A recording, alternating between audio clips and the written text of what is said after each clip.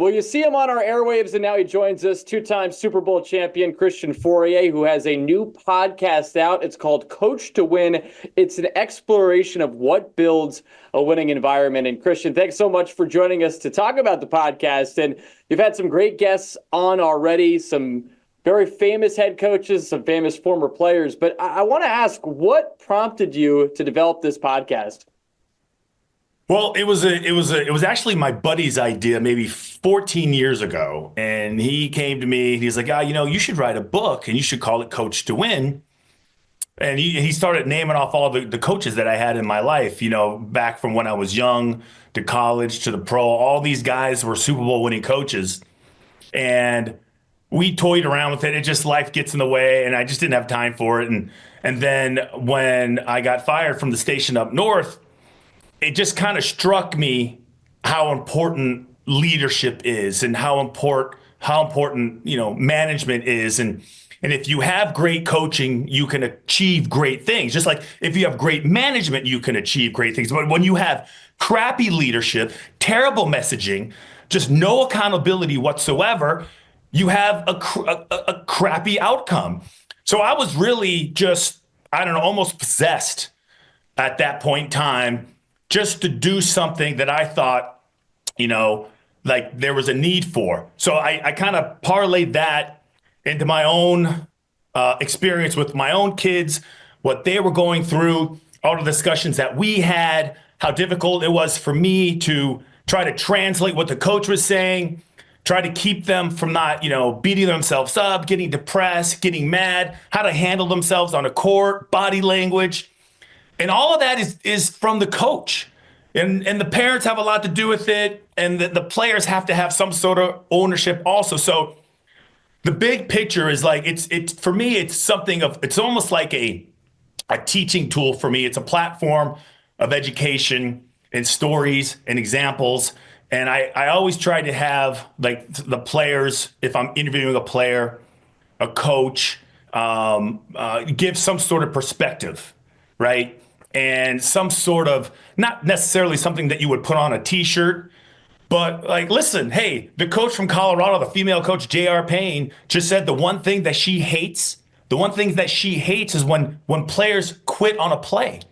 Hell, you know what? The Frank Martin from UMass men's basketball coach who I had on the show also, the one thing that drives him crazy is when players are quiet. He's like, he hates it when they don't talk.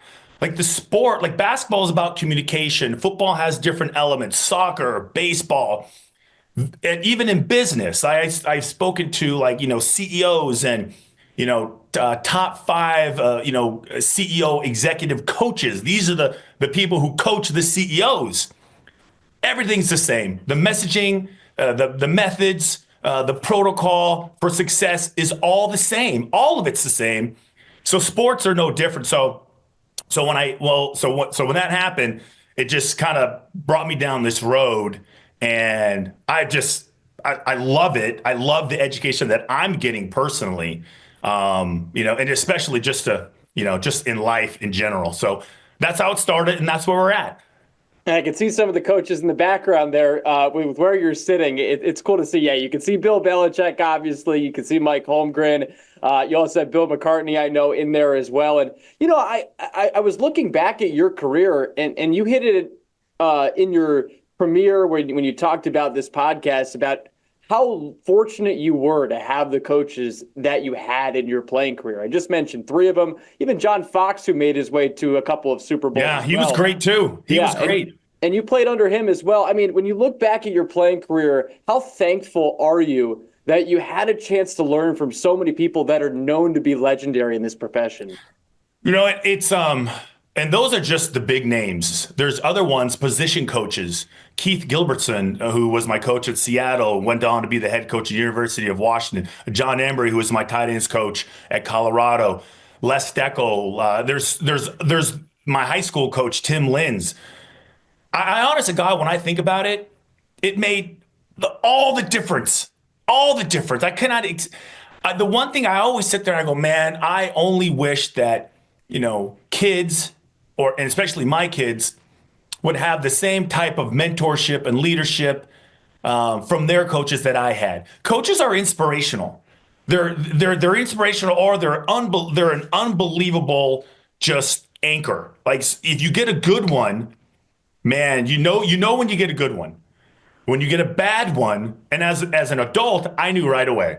I would sit in the meeting room and I was on to you in 2 seconds. You don't have a clue what you're talking about. Nobody's listening to you. You're not making any sense whatsoever. 0 cents. What do you expect from me?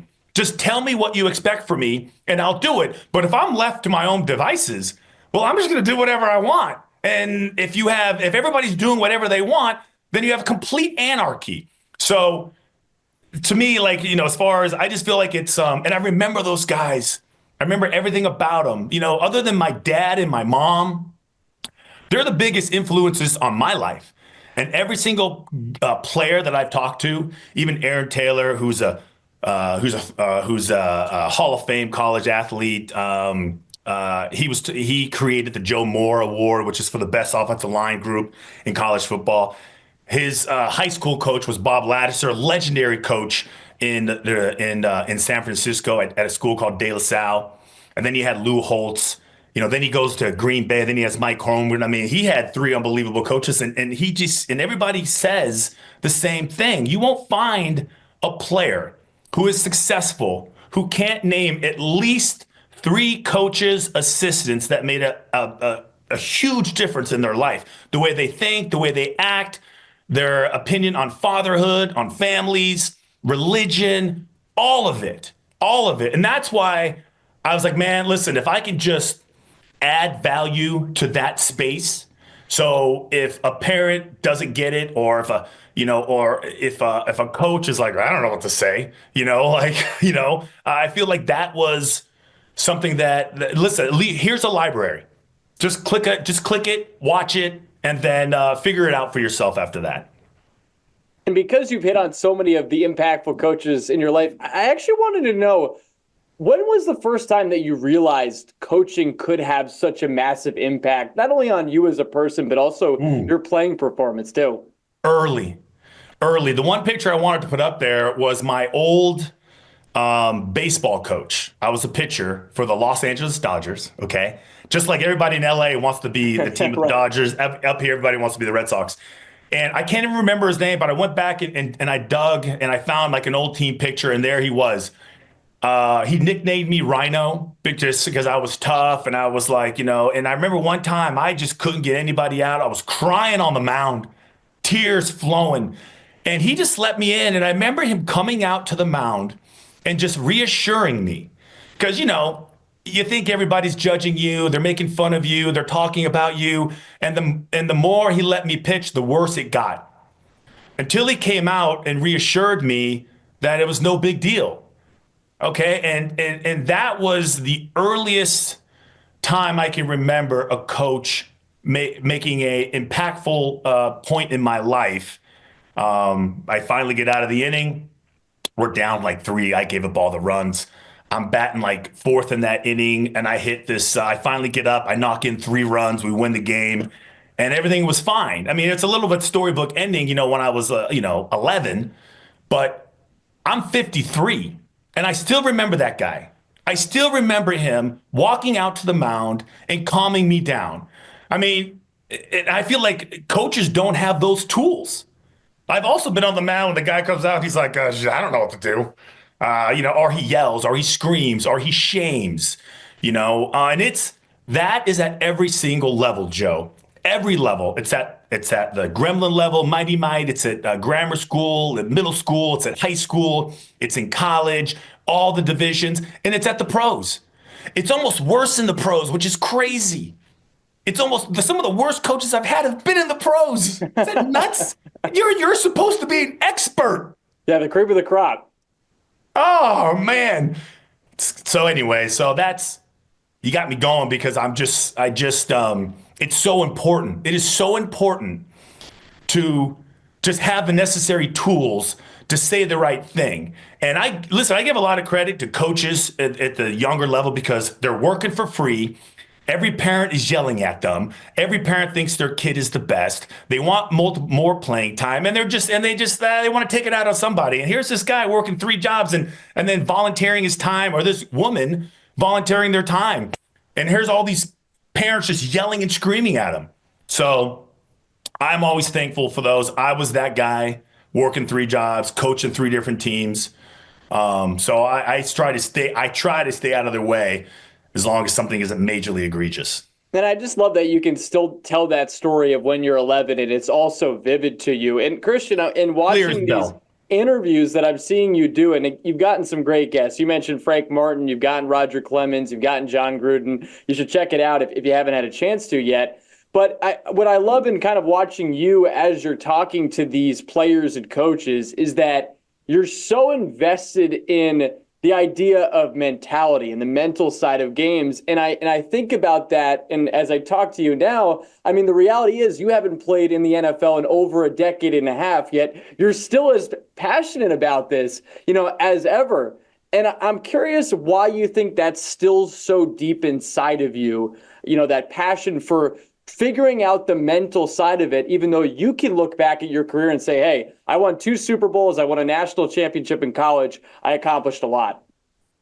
I have tripped over my own shoelaces multiple times in sports. I have had terrible games. I had a touchdown in the Super Bowl I should have caught. I had 2 drops in an AFC championship game, and I save those videos and those pictures and I send them to people, because they all think they're on an island. So I'm passionate about it because I know how important it is. I know how, there's the physical side, the lifting weights, right? You got to be good at that. That has to be part, because there's really 3 phases, right? There's the physical part, got to stay in shape.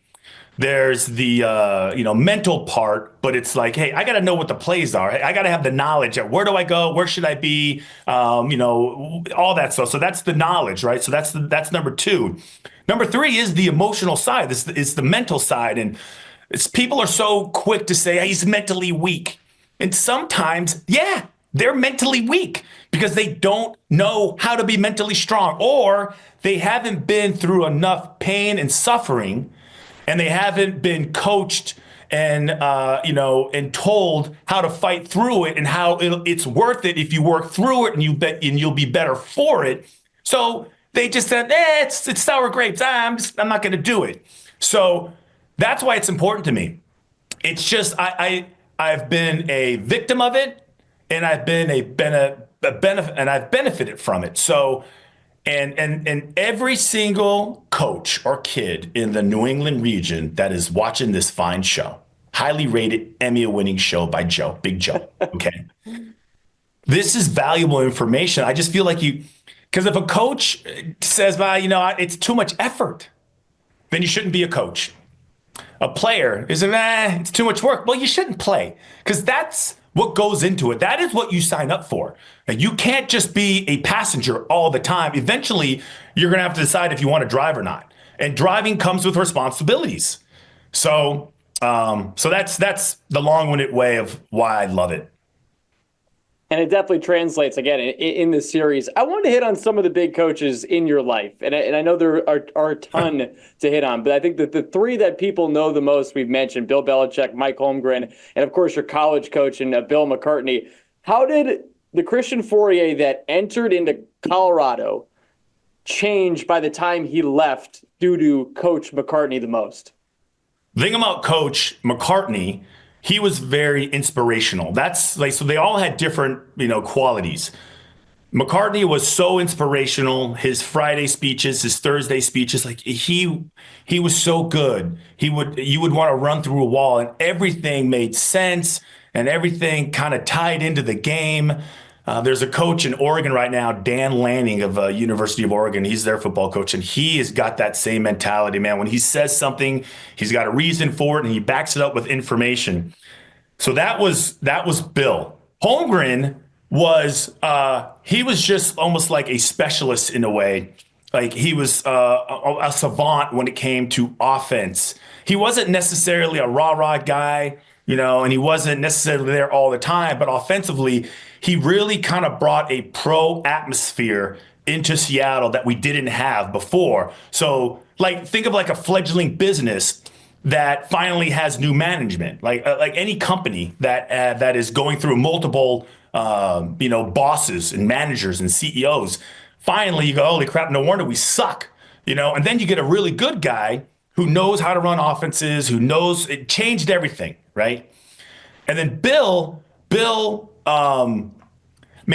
was really the only coach who, when he would say something, like he would put up a film and say, well, here's why. Here's what will happen if you don't do this. And we've heard this in New England all the time. It was just they all the good ones expect a lot from you, but there was just a high end expectancy from him. I'm going to give you all this knowledge and information. I'm going to put it on a platter for you, and all you have to do is decide whether you want to do it or not. And that's what I really appreciated by him. I got so much smarter as a player, game management, game situations, and I always laugh because by the time I was done with the Patriots, I felt like I knew more than the coaches on the teams that I went and played for. 'Cause I remember sitting there going, why are we doing this? This makes no sense. So that's what I learned from them, from those three guys specifically. And it seems like, as you're just saying with Bill Belichick, it's like the simplicity of it. Sometimes that's all you need. And he would explain why you would do something. But sometimes, do you feel like other coaches, maybe they went beyond a point they needed to when, as just from the outsider perspective, Bill Belichick, when he explains something, it seems as like, here's what you need to do and here's why. Yeah. And you leave that and say, okay, I know what to do. Yeah, I feel like it's, there's a lot of different opinions about the why. There's a lot of different opinions about the why. And I do want to know why. Okay, so because when the game happens and you're telling me, okay, I got to run an out route. Why am I running it out? Well, because we have a corner coming over the top of you, so you can't go past 10 yards or you'll bring your defender into the back. And you can't just stop because we have a back going into the flat, and you can't go inside because we have a shallow cross coming across the other end. So that's why you're running it out, because sometimes people they just like to freelance. And I wanted to know why. And I always thought that as a player, if you did know why, then you would just be such a better player. And that takes a lot of work when you get into pros, because when you're in college, you can literally just live off your talent.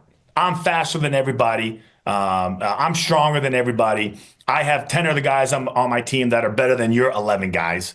And so there's an advantage there. And the pros, coaching is so important. You can't cherry pick your team like they do in college.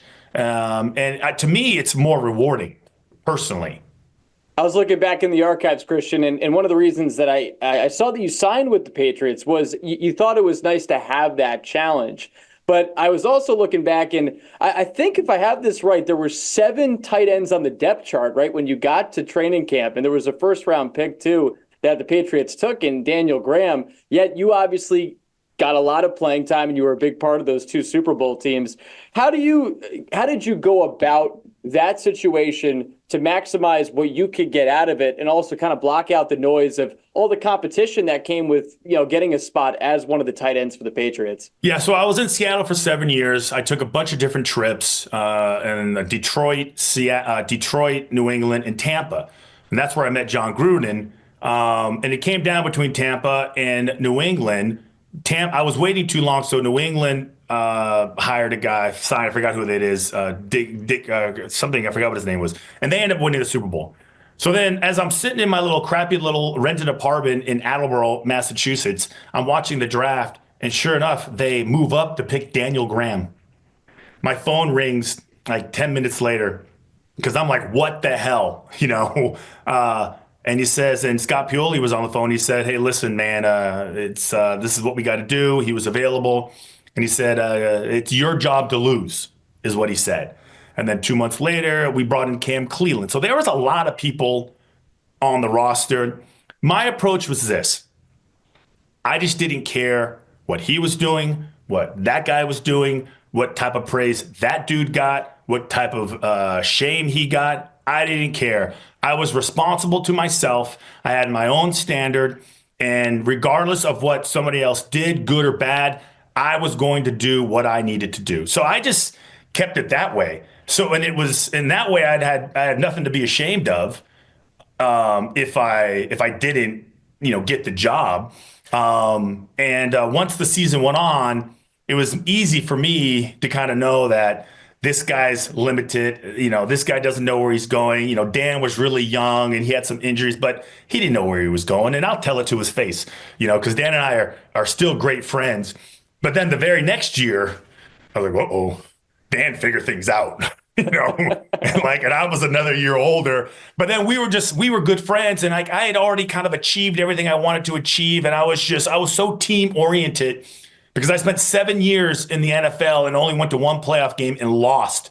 So I just was craving a team atmosphere. I was craving unity and camaraderie and just all of us pulling the wagon in the same direction. And that is exactly what New England provided me. It felt like my college team.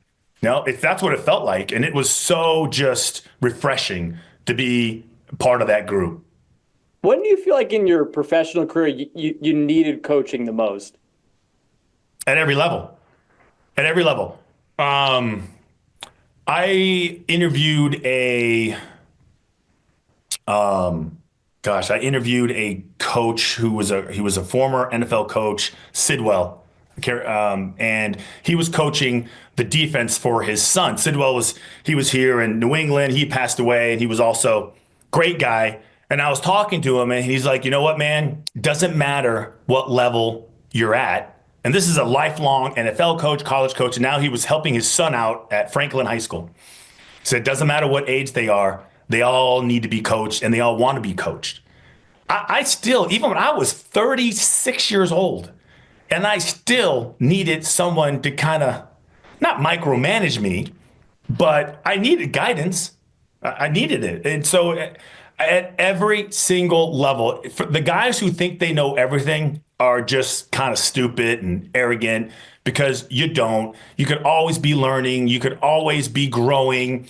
And then the older you get, like Brady's the only example. He's the exception to but so is Warren Moon, by the way.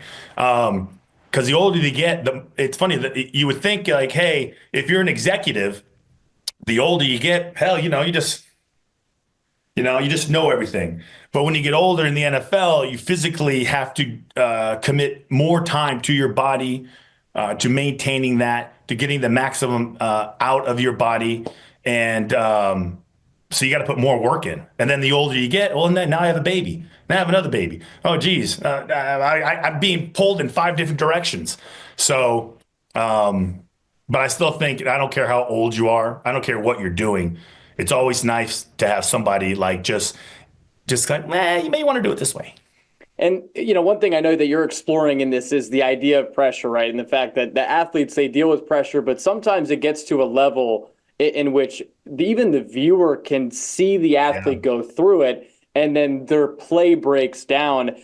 You've been in the media now for a long time, but does that anxiety go away for you as you're watching these athletes, or does it grow knowing that, hey, I've gone through this experience before of the anxiety in the moment kind of coming up a little bit? Little PTSD. And it's uncomfortable to watch. It's easy. You can see it if you watch sports, like, you're obviously deep into sports, all of them, right? You can see it in real time, and you call games, and you probably had to kind of, ease back on some of your criticism on what you're seeing, because you just felt bad for the guy who had 2 drops in a row, or fumbled the snap, or a center who kept missing a tackle, or a basketball player who suddenly couldn't hit a free throw or couldn't make a little layup. Yeah, I feel bad for him. And the only thing I could say is that, dude, you're not alone. You're not alone. And that's what I think what happens to these athletes, girls and boys, men and women, is I think they think they're on an island. And sometimes it's easy to feel that way because, you're the one with the ball. And that's where everybody's eyes are focused in on. And I just think that it's, even if you have all the tools, sometimes it just still doesn't go right. And I think that's okay. Like stepping away from a bad situation, a bad game, and saying, well, sometimes it happens is 100% okay. Laboring over it. I had a bad game one time against the Denver Broncos. I dropped 2 passes in a row from John Freeze. People here in New England remember John Freeze. I remember sitting on the plane, and I swear to God, I was sitting in the exit row. And I could not relax. I was like, I wish I could just pull this exit door and then have it suck me out of the plane so I didn't have to watch film the next day. I was just dreading it because it was so bad. And sure as hell, the next morning woke up and it wasn't nearly as bad as I thought it was. So I had built up this whole scenario in my head and none of it was true.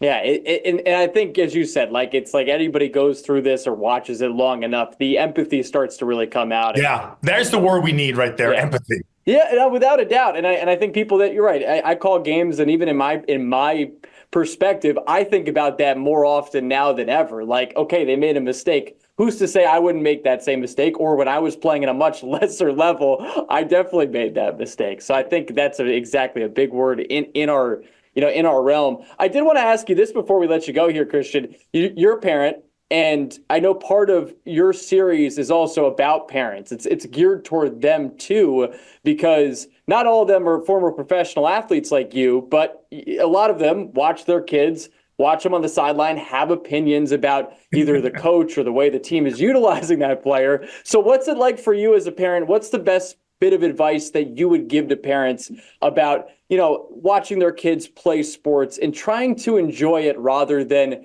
overly put their finger on the pulse of the situation? Easier said than done, okay? But I'll tell you what the advice that I would give. Don't coach from the stands.